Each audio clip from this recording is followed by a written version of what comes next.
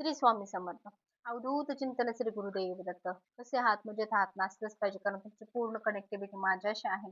तर आताची एनर्जी जी आपण चेक करणार आहे ती मिथुन राशीसाठी आहे. मिथुन राशीसाठी तुमच्या आयुष्यातल्या गोष्टी ज्या आहेत, कोणत्या घडत आहेत, कोणत्या घडणार आहेत किंवा या आठवड्यामध्ये तुमच्या गोष्टींना किंवा आयुष्याला कोणता मार्ग चांगला लागेल, हे आपण आता बघणार आहोत. श्री स्वामी समर्थ. अवधूत चिंतन श्री गुरुदेव दत्त. श्री स्वामी समर्थ सर्वांना. श्री स्वामी समर्थ.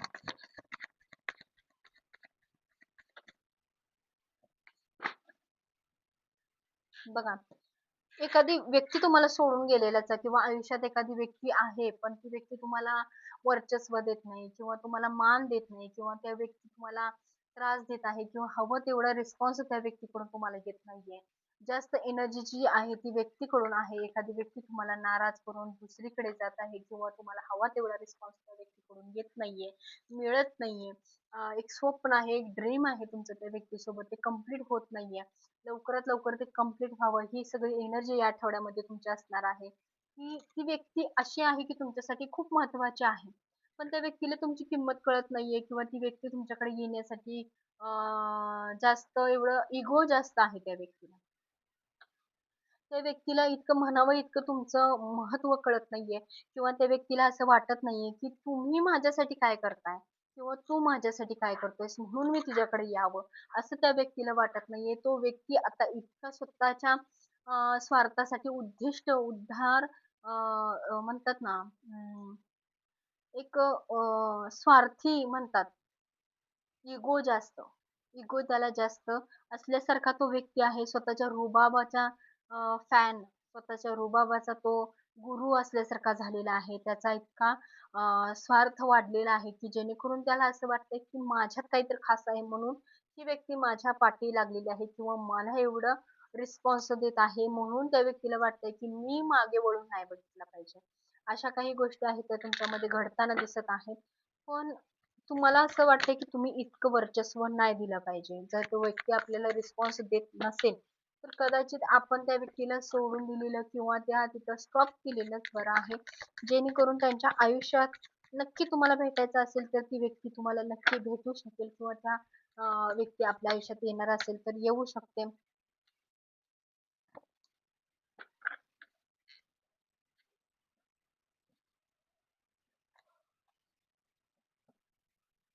बघा, येणार असेल तर येणारच आहे. तुम्ही त्याबद्दल काही विषय घेऊ नका. जेणेकरून ती याच्यापेक्षा मला असं वाटतं, की याच्यापेक्षा सुंदर परमेश्वराने तुमच्या आयुष्यात आहे. आणि ते लवकरच तुमच्या आयुष्यात एंट्री करताना दिसत आहे. आयुष्यात चांगलं भविष्य तुमचं घडताना दिसत आहे. आयुष्यातल्या चांगल्या गोष्टी तुमच्या घडताना दिसत आहेत आणि ते लवकरच होतं आहे. आणि तुमच्या डेस्टिनीमध्ये आहे ते. परमेश्वराने सिलेक्ट केलेलं आहे, की तुम्हाला ते लवकरात लवकर मिळेल आणि तुमचं स्वप्न पूर्ण होईल. कारण तुमचं जे प्रेम ज्या गोष्टीसाठी योग्य आहे, ज्या व्यक्तीसाठी योग्य आहे, योग्य आहे, ती व्यक्ती तुमच्या आयुष्यात लवकर प्रवेश करताना दिसते आहे आणि ती लवकर सिद्ध होईल किंवा लवकरात लवकर तुमच्या आयुष्यात त्यांचं वर्चस्व येईल आणि फॅमिली कंप्लीट सुद्धा दिसते आहे तुमची. एक स्वप्न, एक ड्रीम तुमचं कंप्लीट होताना दिसत आहे. तर ही डेट जी आहे ती एंजल्स आहेत. एंजल्स तुम्हाला काय गायडन्स देणार आहेत किंवा एंजल्स तुम्हाला काय गायडन्स देताना दिसत आहेत, हे आपण बघूया. एंजल्स असं सांगताना दिसत आहे, की एक तुम्हाला प्रोटेक्शन आहे, एक प्रोटेक्शन सेव्ह मध्ये आहे तुम्ही. जे आहे ते परमेश्वराच्या मर्जीने घडतं आहे, देवाच्या मर्जीने घडतं आहे. एंजल्स म्हणजे तुमच्या आयुष्यात ज्या परमेश्वराच्या आणि तुमच्यामध्ये जे एंजल्स असतात, ते आपल्या आणि परमेश्वराचे चांगले आणि वाईट दोन्ही असतात. वाईट इंट्युशन्स देणारे किंवा निगेटिव्ह गोष्टीत आपल्याला वाईट शरीराची ऊर्जा वाईट करणारे लोक सुद्धा असतात किंवा वाईट एंजल्स सुद्धा असतात. आणि हे एंजल्स जे आहे ते परमेश्वराने तुमच्यामधली कनेक्टिव्हिटी जागृत ठेवण्यासाठी जे आहे ती ही आहे आणि त्यांचं मत असं आहे की तुम्हाला एक प्रोटेक्शन आहे, जेणेकरून तुमची जी चांगली ऊर्जा आहे, चांगलं व्यक्तिमत्व आहे, ते योग्य व्यक्तीलाच मिळावं, योग्य व्यक्तीसाठीच ते आहे. म्हणून तुम्हाला ज्या व्यक्तीसाठी तुम्ही टेन्शन घेताय, ज्या व्यक्तीसाठी त्रास करून घेताय, तो व्यक्ती तुमच्यासाठी योग्य नाहीये आणि लवकरात लवकर तुमच्या आयुष्यात नवीन व्यक्तीची एंट्री होताना दिसते आहे. नवीन एक क्षण तुमच्या आयुष्यात येताना दिसतो आहे. ही डेट जी आहे ती अमावस्या आणि पौर्णिमा हा काळ दर्शवते. आणि आता जी येणार आहे ती अमावस्या येणार आहे आणि अमावस्याचा काळ तुमच्या आयुष्यात काय घेऊन येताना दिसतो आहे आणि काय संदेश आहे त्या वेळेचा, त्या दिवसाचा, हे आपण बघूया. येस. भरोसा रख के सब ठीक हो जाएगा. सगळा वेळेवरती सोपवून द्या. वेळेवरती तुम्ही डिपेंडून राहा. जी वेळ येईल किंवा अमावस्येनंतर कदाचित असं दिसतं आहे, की तुमच्या आयुष्यातले बदल घडताना दिसतील. अ, अ, अमावस्येला त्याला मेडिटेशन थोडं करा. ज्या देवाचं नामस्मरण तुम्ही करताय, त्या देवाचं नामस्मरण करा. एखाद्या देवताला, ज्या गुरुला तुम्ही पुजता, त्या गुरुचं दर्शन सुद्धा घ्या. त्या देवताला मनापासून एखादी गोष्ट मागा. तुम्हाला ते नक्कीच लवकरात लवकर मिळेल. हे मी सांगू शकते, की अमावस्या तुम्हाला काय सांगताना दिसत आहे. श्री स्वामी समर्थ. ही डेक जी आहे ती श्रीकृष्णांची डेक आहे आणि यामध्ये कोणत्या देवतेचा आशीर्वाद आहे तुमच्यासाठी ते आपण बघूया. श्री स्वामी समर्थ. अवधूत चिंतन श्री गुरुदेव दत्त. शनी देवताचा नामस्मरण, शनी देवतांना पूजा करायची आहे. शनी देवतांना तुम्हाला तेलाच्या वातीमध्ये काळे तीळ जे आहेत ते घालून तुम्हाला देवाचा शनी देवतांना दिवा लावायचा आहे. तुम्हाला जर मंदिरात जायचं होत नसेल तर घरात शनिदेवतेच्या नावाने जरी दिवा लावला तरी चालेल, काही हरकत नाही. पण शनिदेवता कुठेतरी तुमच्यावर नाराज आहे किंवा त्यांना प्रसन्न करा. आयुष्यातली नकारात्मक ऊर्जा जी आहे ती कुठेतरी घालवून टाका. हे इथं सांगताना दिसत आहे. शनिदेवता नशीब कर्म महत्वाचे आहे आणि कर्म तुमचे नक्कीच चांगले होईल. हे इथं सांगण्याचा प्रयत्न आहे की शनिदेवता तुम्हाला चांगला आणि वाईट कोणताही आशीर्वाद देऊ शकतील. हे त्यांच्यावरती अवलंबून आहे. शेवटी तुम्हाला काय घ्यायचं आहे. देवता, शनी देवता.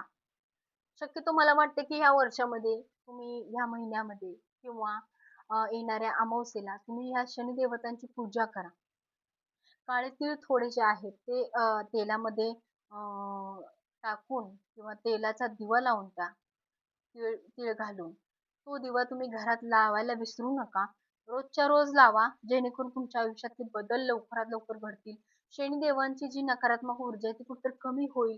त्यांना सुद्धा खुश ठेवा. त्यांच्या आयुष्यात, तुमच्या आयुष्यात चांगली ऊर्जा निर्माण होऊ देत.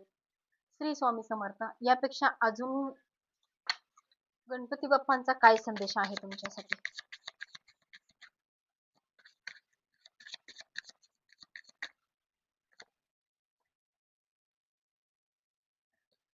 चिंतन करायचं आहे. चांगल्या चिंता म्हणजे चांगल्या गोष्टी मनामध्ये आल्या पाहिजेत. वाईट विचार मनात आला नाही पाहिजे किंवा लोकांबद्दल वाईट विचार, चिंता जी आहे ती चांगल्या पद्धतीचीच आपल्या मनात आली पाहिजे. वाईट गोष्टी, वृत्ती आपली कमी झाली पाहिजे.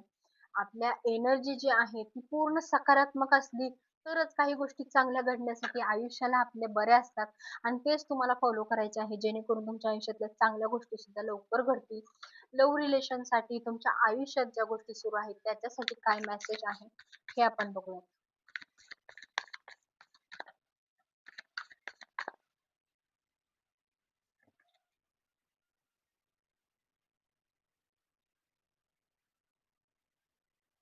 बघा, आयुष्यात सक्सेस मोडवर आहे तुम्ही. आयुष्यात जे आहे ते सक्सेस आहे. सक्सेस लव्ह जो आहे तो तुमच्या आयुष्यात आहे. एक चांगली प्रोटेक्शन आहे परमेश्वराचा. जेणेकरून जे कोणी व्यक्ती तुमच्या आयुष्यात असतील किंवा येणार असतील तर ते परमेश्वराच्या इच्छेने असणार आहे, देवताच्या इच्छेने असणार आहे. इथे सुद्धा कार्ड जे आहे ते सूर्याचे आहे आणि इथे सुद्धा कार्ड जे आहे ते सूर्याचेच आहे. सूर्याचे तेजस्वी रूप तुमच्या आयुष्यामध्ये एंट्री करताना दिसत आहे तुम्हाला सूर्य. म्हणून तुम्हाला सांगते की ह्या आठवड्यामध्ये शनी देवताची पूजा आणि सूर्य देवताची पूजा करायची आहे, जेणेकरून दोन्ही देवतांना तुम्हाला खुश करायचे आहे. शनी देवताची निगेटिव्ह शक्ती तुमच्यापासून कमी झाली पाहिजे आणि सूर्यासारखी तेजस्वी ऊर्जा तुमच्या आयुष्यामध्ये निर्माण झाली पाहिजे, जेणेकरून आयुष्याचा उद्धार व्हायला लय वेळ लागत नाही किंवा खूप दिवस लागत नाही. ह्या गोष्टी तुम्हाला फॉलो करायच्या आहेत. श्री स्वामी समर्थ. आयुष्याचा चांगला वाईट क्षण कधी आहे किंवा किती दिवसाचा आहे किंवा तुमच्या आयुष्यात चांगल्या वाईट गोष्टी किती दिवस घडतील किंवा हा जो टप्पा आहे पार होण्यासाठी, ह्या गोष्टीसाठी पार होण्यासाठी किती कालावधी लागेल. बघा, स्वभावात बदल करणं सुद्धा तितकंच गरजेचं आहे. जेव्हा तुम्ही बदल स्वतःमध्ये कराल तर लगेच होईल त्या गोष्टी आणि जर नाही तर त्या लाईफ टाईम पर्यंत तशाच. असं स्वतःमध्ये बदल करून घेणं, स्वतःमध्ये चांगली एनर्जी काढून घेणं हे तितकंच गरजेचं आहे. अवधूत चिंतन श्री गुरुदेव दत्त. आई रामकृष्ण. चांगलं जाण्याच्या नावाने चांगलं उदं खाईल. श्री स्वामी.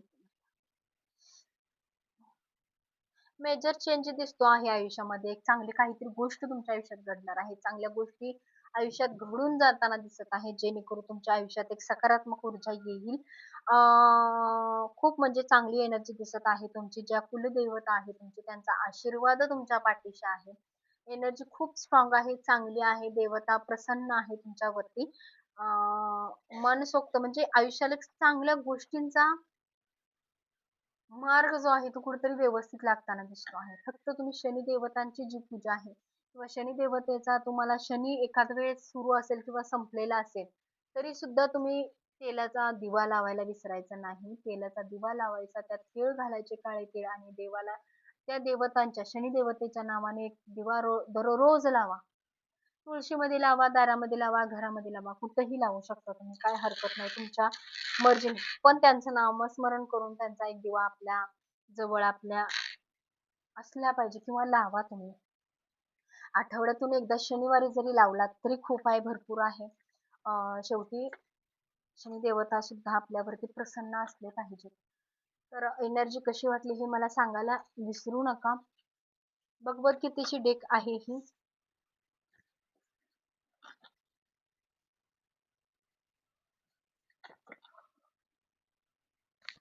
भगवद्गीतेची डेक आहे. भगवद्गीता तुम्हाला काय सांगताना दिसत आहे हे आपण बघूया. 2 आहेत.